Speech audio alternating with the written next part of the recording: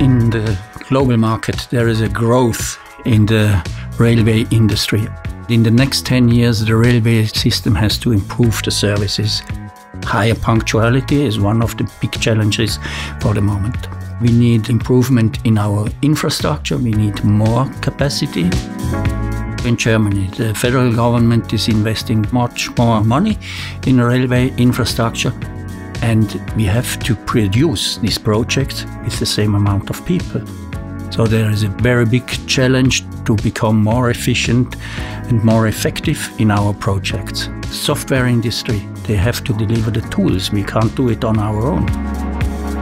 We are working very close together with Autodesk also in our pilot projects. It's one of our most important partners in the digitization.